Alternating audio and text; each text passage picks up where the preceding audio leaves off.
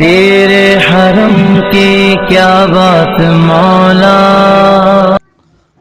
السلام علیکم ورحمۃ اللہ وبرکاتہ. نحمده ونصلی علی رسوله الکریم. اللهم الہمنی رشدی وعیذنی من شر نفسی. اللهم الہمنی رشدی وعیذنی من شر نفسی. اللهم الہمنی رشدی وعیذنی من شر نفسی. رضیت باللہ ربا وبالاسلام دینا وبمحمد صلی اللہ علیہ وسلم نبیا ورسولا. بزرگان محترم، آج کا سبق لے لیجیے. آج کا سبق کا عنوان ہے اصلاح معاشرہ کی کوشش کرنے والوں کے لیے بشارت. الحمدللہ شر و فساد، فتنے، آفت بلائیں، اس کے تذکرے ہم سنتے چلے آ رہے ہیں، سمجھ رہے ہیں. دجال کے فتنوں کا تذکرہ اور اسی طرح سے برائیاں، بد اخلاقیاں وغیرہ کے سلسلے میں بہت سی باتیں ہمارے سامنے آئی ہے. آج ہم یہ دیکھنا چاہتے ہیں چند منٹ میں کہ اس معاشرے کی اصلاح کیسی ہوں گی، کون معاشرے کی اصلاح کرے گا اور ہم کیا کر رہے ہیں. بڑے خوش نصیب اور نیک بخت ہے وہ حضرات جو معاشرے میں کمزور حیثیت رکھتے ہوئے اپنی حیثیت کچھ نہیں رکھتے، کمزور صلاحیت، کمزور حیثیت، کمزور حالت رکھتے ہیں، مگر اس کے باوجود معاشرے کی اصلاح کی کوشش اور فکر کرتے ہیں اور رسول اللہ صلی اللہ علیہ وسلم کے طریقوں کو پھیلانے کے لیے ہمیشہ کوشاں رہتے ہیں. حضرت عمرو بن عوف رضی اللہ تعالیٰ عنہ بیان کرتے ہیں کہ رسول اللہ صلی اللہ تعالیٰ علیہ وسلم نے ارشاد فرمایا: ان الدین بدأ غریبا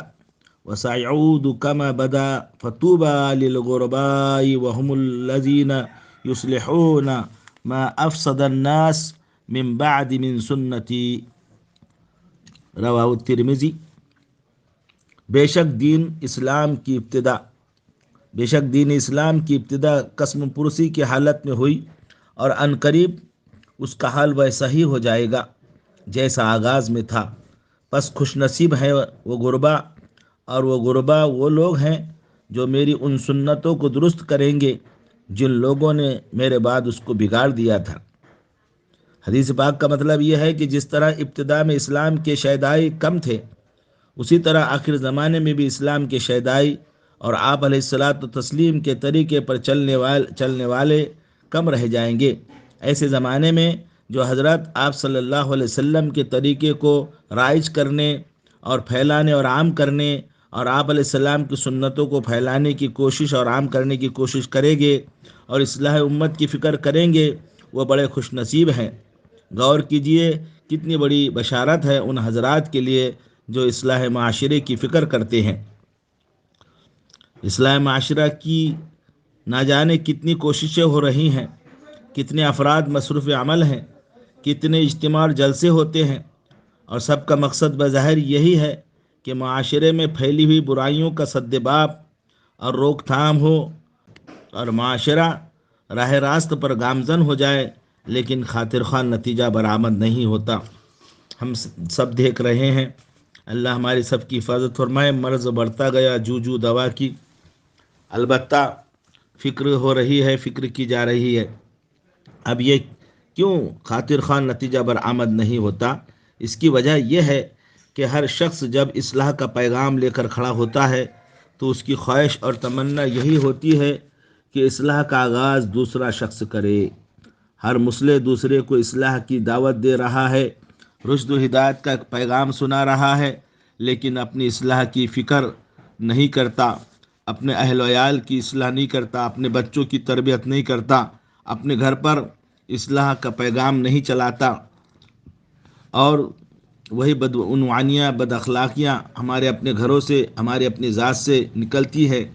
اپنی خود کی اوپر توجہ نہیں دیتا. اگر آپ واقعی معاشرے کی اصلاح کرنا چاہتے ہیں تو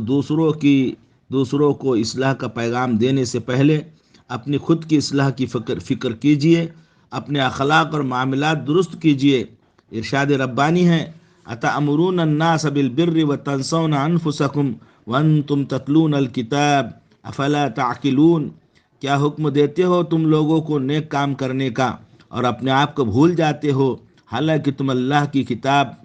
توریت کی تلاوت کرتے ہو، کیا پس سمجھتے نہیں ہو تم کہ اس کا انجام کیا ہوگا؟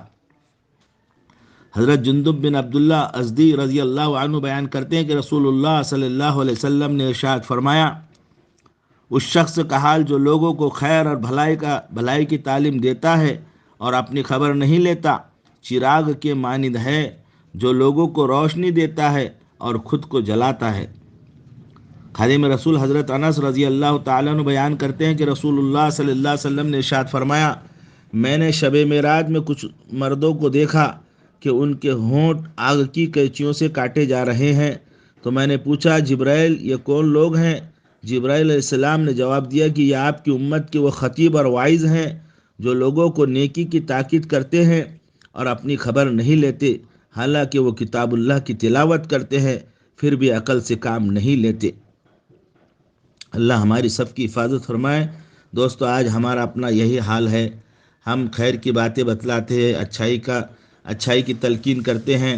اور معاشرے کی اصلاح کی بڑی فکریں کرتے ہیں، خوب گھوم پھر کر مال جان کی قربانی دیتے ہیں، اوقات کی قربانی دیتے ہیں، ساری باتیں کرتے ہیں، لیکن اپنے گھر کے معاملات، اپنا لین دین، اپنے اخلاق، اپنے پڑوسیوں کی بہنوں کے بچیوں کے حقوق، اس کی طرف توجہ نہیں ہوتی بھی ہے تو سرسری طور پر ہوتی ہے، سرسری طور پر بول دیتے ہیں۔ اہتمام کے ساتھ، قرآن اور فکر کے ساتھ، لگن کے ساتھ جو ہماری اپنی خود کی اصلاح، ہمارے اپنے گھر کی اصلاح، ہمارے اپنے گھر کے افراد کی اصلاح جو ہونا چاہیے، جتنی اس پر ہماری توجہ ہونا چاہیے اتنی ہم نہیں دے پا رہے ہیں، اس لیے معاشرہ اصلاح پذیر نہیں ہو رہا ہے، معاشرہ کی درستگی عمل میں نہیں آ رہی ہے، نتیجہ برآمد نہیں ہو رہا ہے۔ اس کے لیے اب ہم سوچیں، میری اپنی ذات کو شریعت کے کٹہرے میں کھڑا کرے، اپنے گھر کے افراد کو شریعت کی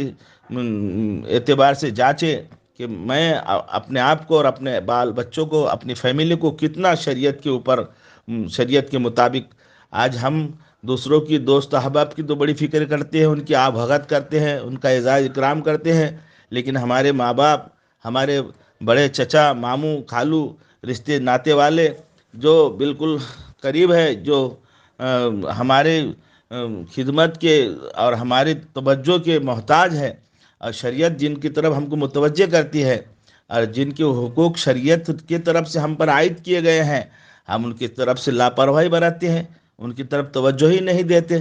اور دوسروں کے درمیان میں، عوام کے درمیان میں بڑے متقی، بڑے پارسا، بڑے فکرمند، بڑے ہمدرد، بڑے خیرخواہ بن کے ابھرتے ہیں، سامنے آتے ہیں۔ کیا ہمارا اس میں کہیں شہرت اور نام نمود کا تو کچھ عمل دخل نہیں ہے، یا ہمارے دل کے اندر یہ داعیہ تو نہیں پیدا ہو رہا ہے؟ ہاں، یہ داعیہ اور یہ بیماری، یہ ریاکاری اور یہ جو ہے جتنی بھی اندر کی خرابیاں ہیں، یہ ہم کو خود کو، اپنے آپ کو سمجھ میں نہیں آئیں گی، یہ ہمارے اپنے علم میں ہم کو محسوس نہیں ہوگا۔ اس کے لیے ہم کو بزرگوں کی جوتیاں سیدھی کرنی پڑیں گی، اللہ والوں کی خدمت میں جانا ہوگا، ان کے پاس جانا ہوگا، وہ دلوں کے طبیب ہے، وہ بڑے نباز ہوتے ہیں، وہ چہرہ دیکھ کر بھاپ لیتے ہیں۔ تو اس لیے میرے بھائیوں، اہل اللہ کی اور بزرگوں کی صحبت، ان کی مجلسوں میں جا کر، ان کے سامنے بیٹھ کر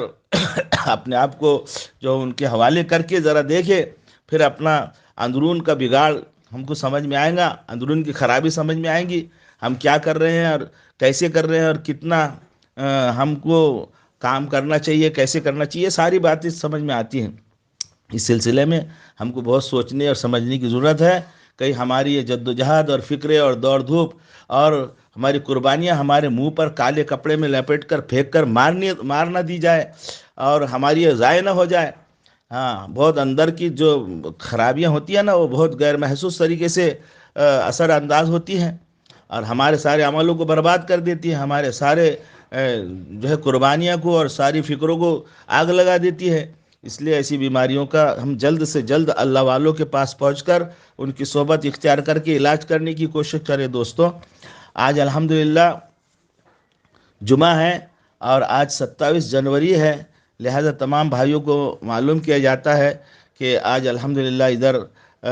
مجاور پورے کے اوپر کی طرف تلجا پور روڈ پر جمدار پلاٹ کی طرف سے تلجا پور جو روڈ جاتا ہے اس کو اوپر کا حصہ جو ہے پہاڑ کی طرف پٹھان کے علاقے کو اب رحمت نگر کا نام دیا گیا ہے، رحمت نگر ہو گیا ہے وہ، اور اس میں ایک مسجد بنی ہے اما جان مسجد، وہاں اس مسجد کی آج افتتاح ہے، اور انشاءاللہ وہاں جمعے کی نماز بھی ہوگی، اور عصر کے بعد پروگرام ہے، عصر کے بعد درود خوانی ہے، فضائل درود پر انشاءاللہ بیان بھی ہوگا اور درود خوانی ہوگی، دعا ہوگی، اس کے بعد مغرب کی نماز ہوگی، مغرب کی نماز کے بعد پھر بیان ہوگا، اور اس کے بعد پھر ذکر ہوگا انشاءاللہ، عشاء کی نماز ہوگی، عشاء کی نماز کے بعد تمام شرکاء کے لیے کھانے کا اہتمام بھی ہے، لہٰذا جو مقامی احباب ہے جو سن رہے ہیں ہمارے اس پیغام کو، ان سے درخواست ہے کہ وہ شرکت فرمائے اور اہل اللہ کی مجلس میں شرکت کر کے ذکر کی مجلسوں میں پہنچ کر اپنے اندرون کے بگاڑ کو دور کرنے کی کوشش کرے، اصلاح کرے۔ اللہ تعالیٰ عمل کی توفیق عطا فرمائے۔ السلام علیکم ورحمۃ اللہ وبرکاتہ۔